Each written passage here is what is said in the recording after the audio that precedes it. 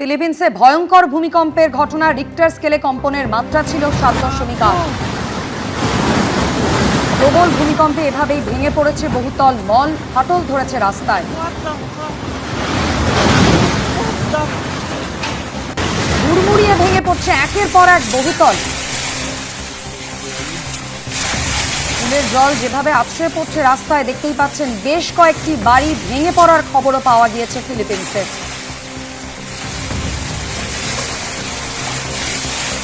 Richter স্কেলে কম্পনের মাত্রা ছিল 7.8। এখনো পর্যন্ত ভূমিকম্পে একজনের মৃত্যুর খবর পাওয়া গেছে, আহতের সংখ্যা অন্তত 4।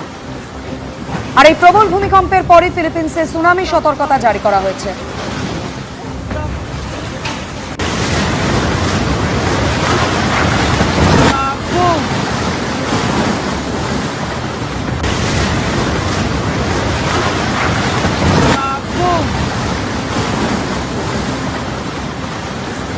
উত্তরবঙ্গের বিস্তীর্ণ এলাকায় রাতে ভূমিকম্প, শিলিগুড়ি, কোচবিহার, জলপাইগুড়ি, আলিপুরদুয়ারে কম্পন অনুভূত হয়। কম্পনের উৎসস্থল ভুটানের রাজধানী থিম্পু থেকে 19 কিলোমিটার দূরে পুনাখা শহর। রিক্টার স্কেলে ভূমিকম্পের মাত্রা ছিল 5.7। ভারতের পাশাপাশি কম্পন অনুভূত হয় বাংলাদেশ, অসম এবং চীনেও। কম্পনের জেরে দেখতেই পাচ্ছেন ছবি, এভাবেই আতঙ্কে বাড়ি ছেড়ে বাইরে বেরিয়ে আসেন বাসিন্দারা। যদিও এখনো পর্যন্ত ভূমিকম্পের জেরে বড় কোনো ক্ষয়ক্ষতির খবর পাওয়া যায়নি।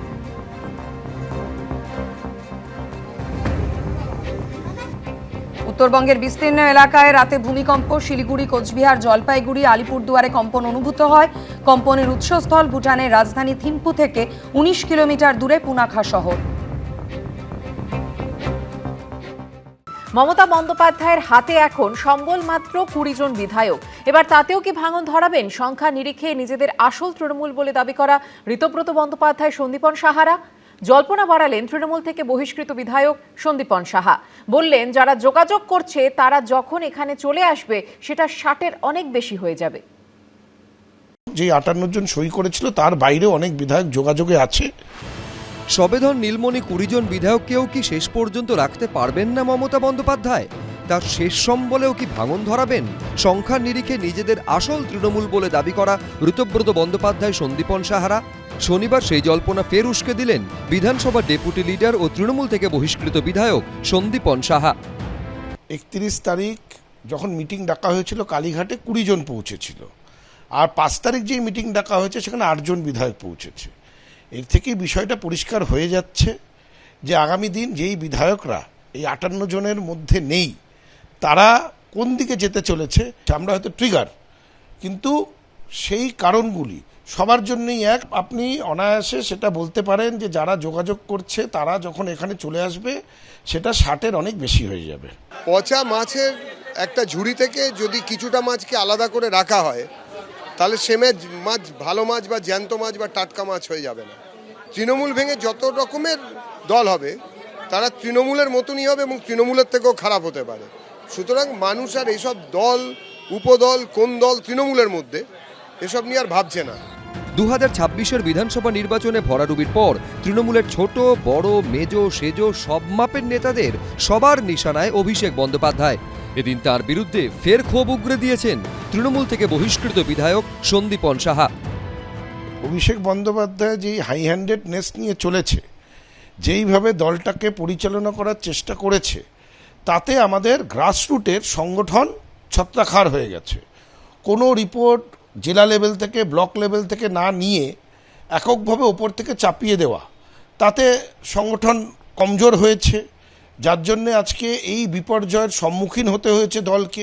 প্রশ্ন তো তাকে করা হবেই। দেখুন, আমরাও তো প্রশ্ন করেছিলাম, তার কোনো উত্তর পাইনি দলের অভ্যন্তরীণ মিটিংয়ে। প্রশ্নের সম্মুখীন তো তাকে নিশ্চিতভাবে হতে হবেই। একদিকে পরিষদীয় দল, অন্যদিকে সংসদীয় দল, কোনো কিছু নিয়েই এখন স্বস্তিতে নেই একদিন ক্ষমতার শীর্ষে বসে থাকা মমতা বন্দ্যোপাধ্যায়। সোমবার ইন্ডি জোটের বৈঠকে যোগ দিতে ইতিমধ্যে দিল্লিতে পৌঁছে গেছেন। সোমবারই সংসদীয় দলে বড়সড় ভাঙনের ইঙ্গিত মিলছে। দিল্লিতে বসেই কি পরিষদীয় দলে আরও ভাঙনের সম্মুখীন হতে হবে তাকে? অনির্বাণ বিশ্বাস, শিবাশিস মৌলিক, ঐশী মুখোপাধ্যায়ের রিপোর্ট, এবিপি আনন্দ। তৃণমূলের সংসদীয় দলে ভাঙনের সম্ভাবনায় কার্যত শিলমোহর দিলেন দলের বর্ষিয়ান তৃণমূল সাংসদ সুখেন্দু শেখর রায়। বললেন, ভাঙন যখন শুরু হয় সেই ভাঙনটা সর্বগ্রাসী হয়। শ্রমিক ভট্টাচার্য এদিন বলেন, যারা ডিজে বাজাবেন বলেছিলেন তারা বাঁশি বাজাচ্ছেন, তাও আবার করুণ সুরে। যখন ধোঁয়া ওঠে আগুন তো নিশ্চয়ই আছে। ভাঙন যখন শুরু হয় সেই ভাঙনটা সর্বগ্রাসী হয়। আগুন যখন লাগে আগুনটা সর্বগ্রাসী হয়। দলেরই বিদ্রোহের আগুনে ঝাড়খাড় তৃণমূলের ঘর। বিধানসভা, পুরসভা, জেলা পরিষদের পর এবার সংসদেও তৃণমূলের ভাঙন স্রেফ সময়ের অপেক্ষা। ইন্ডি জোটের বৈঠকে যোগ দিতে রবিবার দিল্লি গেলেন মমতা বন্দ্যোপাধ্যায়, আর সেদিনই তৃণমূলের সংসদীয় দলে ভাঙনের সম্ভাবনায় কার্যত শিলমোহর দিলেন দলের বর্ষিয়ান সাংসদ সুখেন্দু শেখর রায়। ভাঙনের টের পাওয়ার আগে সেতু বাঁধতে হয়, বোল্ডার ফেলতে হয়, আগুন লাগার আগেই প্রতিষেধক ব্যবস্থা নিতে হয়। যারা পারে না তারা পুড়ে মরে, যারা পারে না তারা ডুবে মরে। मैं वापस आ रहा है। अरे जो गद्दार है उसको गद्दारी करने दो, जो अच्छा है निकल जाए निकल जाए। कुछ नहीं होने वाला। मैं खड़ा था, खड़ा हूँ दीदी के साथ और सदैव रहूंगा। জল্পনা বাড়িয়েছেন তৃণমূল সাংসদ সৌগত রায়। বিজেপির থেকেও একটা অপারেশন লোটাস চালানো হচ্ছে এমপি ভাঙিয়ে নেবার, সেটা দেখা যায়। আমি দিল্লি এয়ারপোর্টে দেখলুম যে কাকলি ঘোষ দস্তিদার আর সুখেন্দু শেখর রায় দিল্লিতেই পৌঁছলেন আমার সামনেই। লোকসভা ও রাজ্যসভা মিলিয়ে তৃণমূলের বর্তমান সাংসদ সংখ্যা 41। সূত্রের খবর, লোকসভায় 28 জন সাংসদের মধ্যে 24 জনই মমতা বন্দ্যোপাধ্যায়ের পাশে নেই।